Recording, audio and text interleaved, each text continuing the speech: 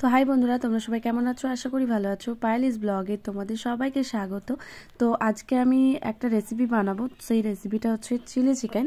তো চিলি চিকেনটা আমি কিভাবে বানাচ্ছি না বানাচ্ছি সেটাই তোমাদের সাথে শেয়ার করবো। ভালো লাগলে অবশ্যই চ্যানেলটা সাবস্ক্রাইব করে আমার পাশে থেকো। চলো দেখতে থাকো। তো এখানে আমি ক্যাপসিকামটা কেটে নিয়েছি, আর এই পেঁয়াজগুলো আমি একটু একটা করে ছাড়িয়ে নেবো। তো চিলি চিকেনের জন্য এরকম টাইপেরই পেঁয়াজ ছাড়িয়ে ছাড়িয়ে দিতে হয়। তো পেঁয়াজগুলো আমি সব ছাড়িয়ে নিচ্ছি, আর এই বড়গুলো একটু মাঝখান থেকে কেটে দেবো।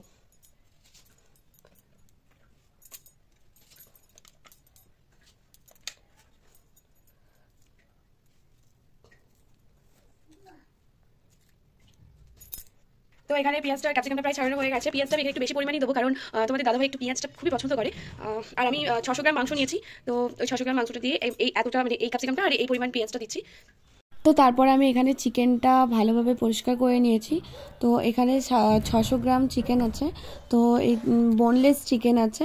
তো এখানে আমি পেঁয়াজটাও আগে থেকে গ্রেট করে রেখেছিলাম, সেই গ্রেট করা পেঁয়াজটা আগে থেকে অলরেডি দিয়ে দিচ্ছি, আর একটা ডিম আগে থেকেই ফাটিয়ে দিয়েছি, কারণ ভিডিও করতে হবে বলে আমার মনেই ছিল না। তো তারপরে আমি চিকেনটা মাখানোর জন্য এখানে পরিমাণ মতো নুন নিয়ে নেবো, আর নুনটা দিয়ে আমি ভালোভাবে মাখিয়ে নেব।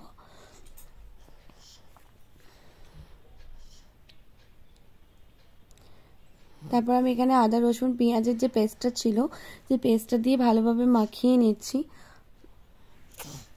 খুব সুন্দরভাবে মাখিয়ে নিয়েছি। খুব ভালোভাবেই মাখাতে হবে, যাতে নুনটা মানে সমস্ত মশলা পরিমাণ মানে একদম চিকেনটার মধ্যে ঢুকে যায়। তো তারপর আরেকটা ডিম ইউজ করলাম। এখানে আমি 2টো ডিম ইউজ করেছি, ঠিক আছে।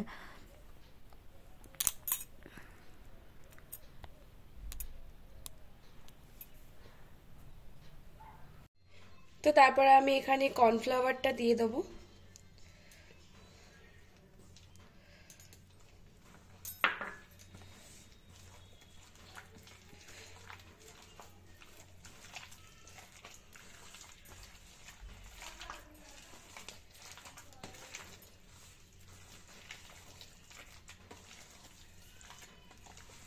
ভালোভাবে মাখিয়ে নেব। তারপর আমি 1 ঘন্টার জন্য আমি আলাদা মানে রেখে দেবো চিকেনটা।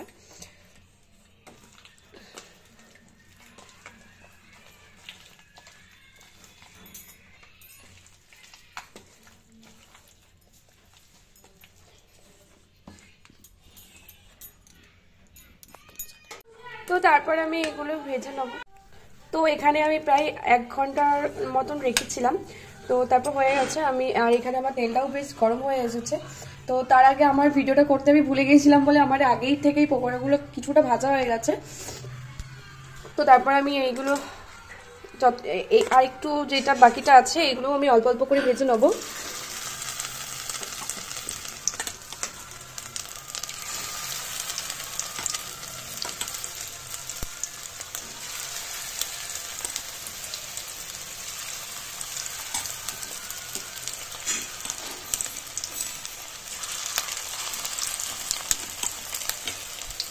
তো এখানে আমি প্রত্যেকটা চিকেন পিস দিয়ে দিয়েছি।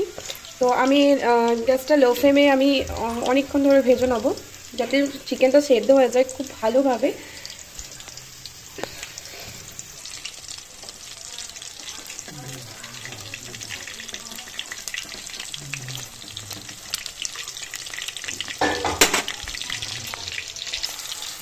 তো এখানে আমার পকোড়াগুলো প্রায় লাল লাল করে ভাজা হয়ে গেছে।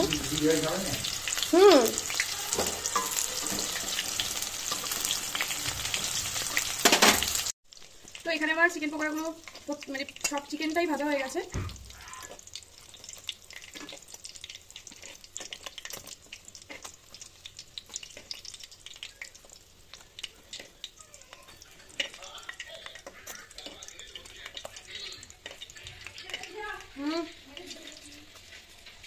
তো বল।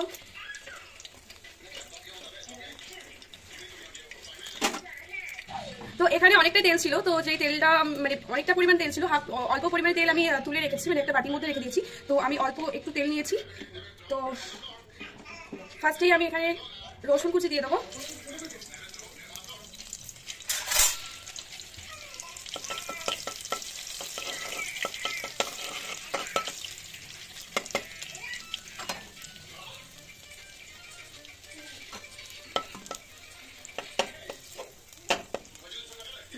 লাল লাল করে ভাজা হয়ে গেছে।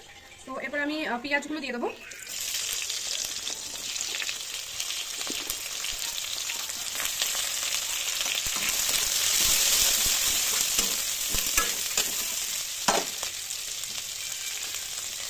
তো ক্যাপসিকামগুলো দিয়ে দেবো।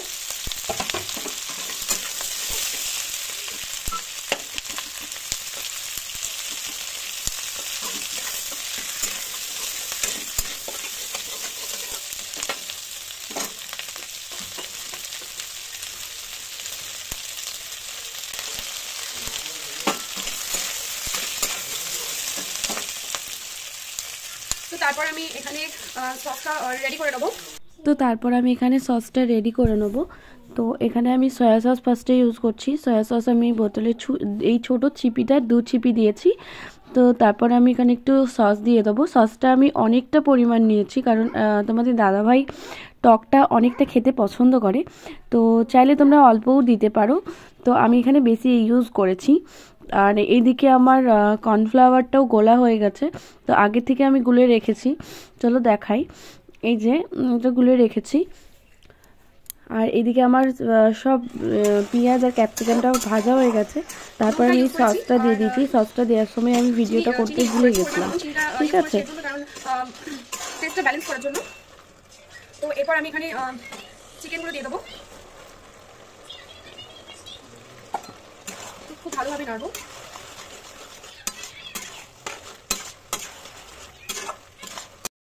তো আমার এখানে চিলি চিকেনটা প্রায় হয়ে এসেছে। তো এরপর আমি এখানে কর্নফ্লাওয়ার অ্যাড করব। তো কর্নফ্লাওয়ারটা অ্যাড করার পর কিছুক্ষণ নাড়াচাড়া করব, একটু জল দেবো। তো দিয়ে চিলি চিকেনটা রেডি হয়ে যাবে, ঠিক আছে। তো বাড়িতে তোমরা অবশ্যই এরকমভাবে একবার ট্রাই করে দেখো, ভীষণ সুন্দর খেতে হয়। আমরা তো মানে প্রায় দিনই বানাই, তো আমাদের দাদাভাই এরকম চিলি চিকেন খেতে ভীষণ পছন্দ করে। তো খুবই সুন্দর হয় খেতে। তো তাও আমি ভালোভাবে বানানোর মানে ভিডিওটা করার চেষ্টা করেছি, কিন্তু একার হাতে তো মানে ঠিকভাবে করতে পারিনি।